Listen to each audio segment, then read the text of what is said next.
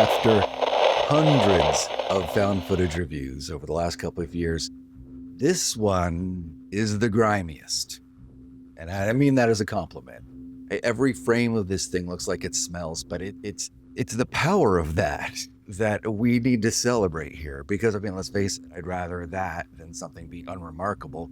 I don't like a gross out. I mean, I started off by, putting together like a little essay on how juvenile it was. I just like, well, that's kind of what I expected in my head as I went in. No, it got me because it's a joke. This is a comedy. And there is something about the ridiculousness of it. Every time I saw something that normally would make me just like reel back in revulsion, this time I leaned in giggling. Like it was that back and forth, complete like 180. 360, 180, get the expression right. I thought I was going to like this ironically. This is something my uncle taught me to do. He's a very intellectual guy, and he like took me out to a professional wrestling event at one point. And it was, great big spectacle, everyone cheering, everyone booing the bad guy. And, my uncle like, oh, these people are just so ridiculous. They're taking it seriously. They think it's real. But I mean, it's a show. That's real athleticism. And, I kind of wanted to go into this movie here with that same holier than thou attitude. Instead, I really think I got taught something about taking myself way too goddamn seriously. In the end, you surrender or you don't get the joke. I surrendered. So hi, I'm CJ. I'm your movie god for the found footage broadcast here. And if you've subscribed, then you're already a member of the cult of the movie. So welcome, my found footage fanatic friend. Had a hard time spitting that out. I've been saying it different. Hit the button below. You know the one. And roll the intro. Here we go today. Oh, we're looking at Bum. Yeah, no, that's the title. The focus of these reviews is to really dive into, is it for you? Should you watch it? That's the main heart of it. And some of you should and some of you shouldn't. And I don't want you to immediately, based on what I've already said, count yourself in either camp, because this one's going to surprise you. Bum 2025. This one, 39 minutes of grungy VHS, recorded on video, or is it recorded on video or filmed on video? Who cares what his expression is? But anyway, so 39 minutes of just recorded direct to VHS, grainy as hell, kind of immediately sets off the premise that this is just something you found. Like you found this in a dumpster and it kind of smells that way and it kind of looks that way. And yet it is an artifact. It is something beautifully ridiculous. I mean, like, I hated it and I loved it. I watched it 3 times. Send help and a sequel. And I should mention too that I reached out to the director because at the end, I didn't know how to feel at first. It took a while to process. And I just needed the answer to a question. Why? Why did you do this? It's such a bizarre piece of work. And the answer wasn't just surprising, it was satisfying. I can't wait to get into it, but we'll save that for later. Let's talk about what we're looking at here. So VHS recording in 4:3 aspect ratio because filth this concentrated needs to be contained, And we've got a cast of characters that are all kind of terrible. There's no heroes in this movie. There's just a body count that climbs and climbs and climbs. And the whole time you're like, yep, they had it coming. And it kind of feels good. The main villain is an evil real estate developer, making this the first found footage movie where the big scary thing has linked in. And that's kind of fun because even though he is potentially the most evil person in the movie, he's not the one kidnapping babies. Okay, we'll come back to that for a second. We also have a guy who heads up a film crew. He gets together. His name is Girth Brooks, the only character I remember because Girth, he's ridiculous. And he gets mad at the sun. Oh, the sun's going down. Fucking whore. Freaking sun. Should know better than to mess with you. We also have a cameraman who does his best Shaggy impression. cracked voice the whole time. And, he's told very specifically, Don't stop filming, whatever you do. which you need somebody in every found footage movie to say. In this case, it's said by this reporter, ain't she a gem? Know your place. You are under me. Real charmer there. Yeah. Oh, last is our sound crew. Caucasian, completely different thing. That's why this case is getting national attention. She was once homeless. This is part of her background, and this has nothing to do with anything except to create some more conflict where they get to tell each other off and everybody yells at each other and treats each other like trash, and it's wonderful. So the main plot is that the evil real estate developer's baby was kidnapped by someone homeless. Now, why would they do something like that? I guess they're just crazy. Well, no, there's a motivation. See, because the very first thing out of this guy's mouth is that we should bulldoze all the homeless shelters and burn down all the homeless encampments with the homeless in them. And in fact, he leads a vigilante crew that does just that off camera. But we get to meet them a little bit later, and they get what's coming to them.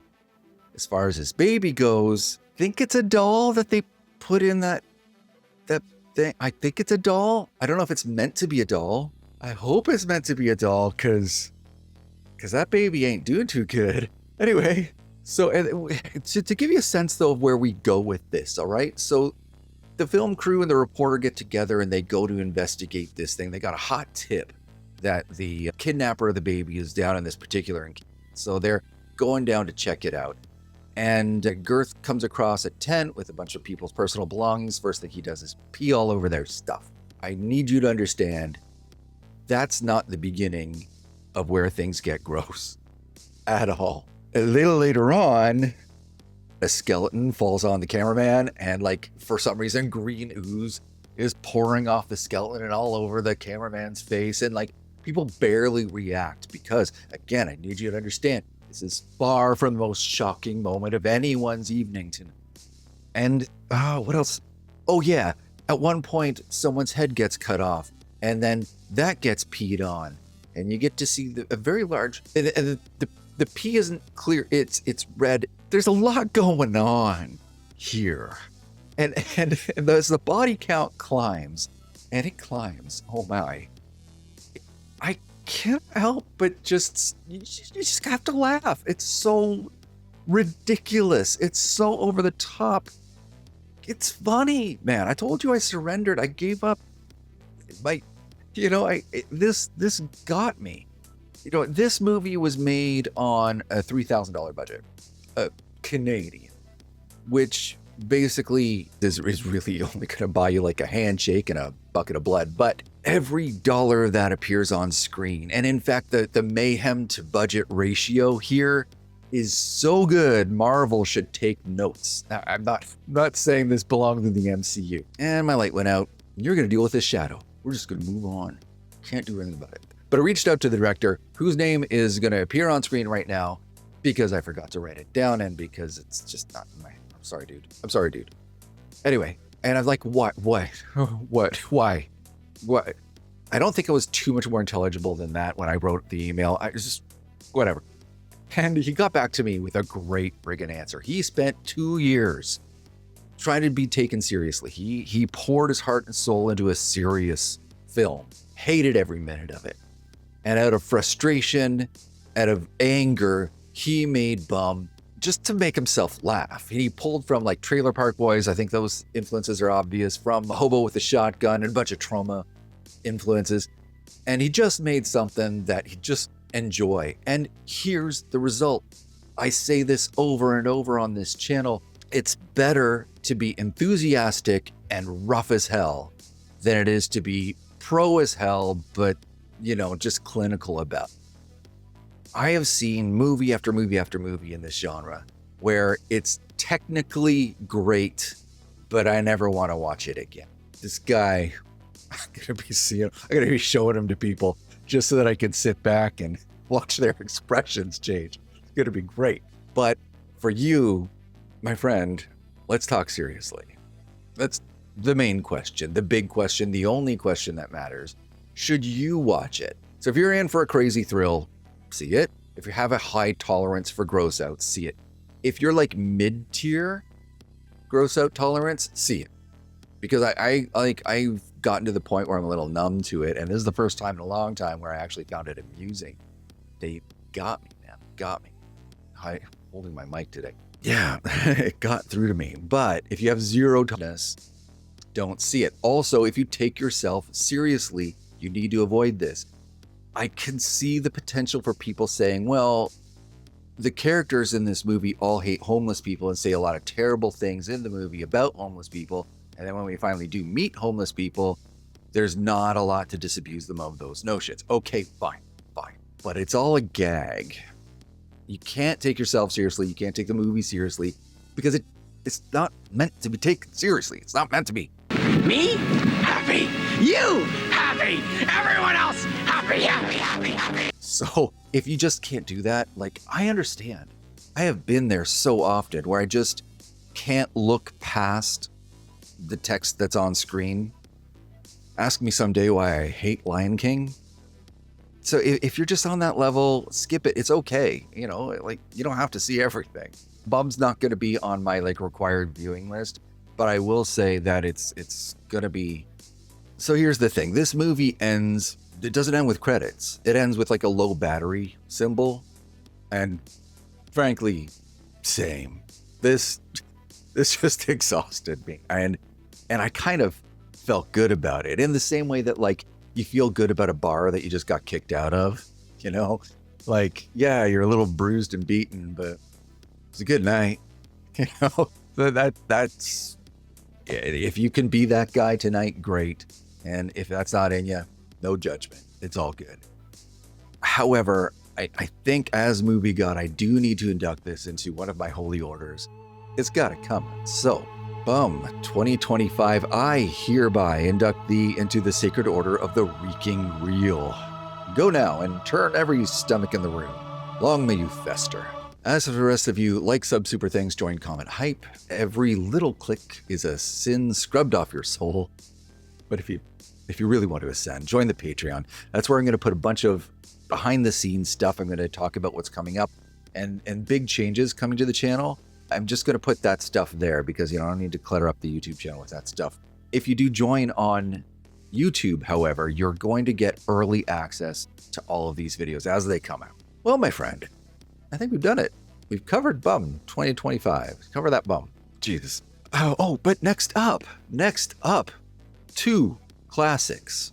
Number 1, Horror in the High Desert. That's right next, okay? And after that, Wreck. Now, both of these began series of movies, all right? There's tons of sequels to both of these, but they are both kind of singular. You can watch them in isolation and they're perfect. And they started something. Both of them started a whole new way of approaching found footage. So I want to take them seriously and give them each their own video, and then maybe down the road do a series retrospective. And yeah, these are classics. Anybody who's seen Horror in the High Desert knows exactly what I'm talking about. However, again, despite the fact that it's singular, it's not for everyone. I've got my own problems with it too. Wreck's a madman, and I'm looking forward to getting into it. That's it. But if you have a suggestion for the next movie I should review, you know what to do. See you next time. That mic is heavy. God damn.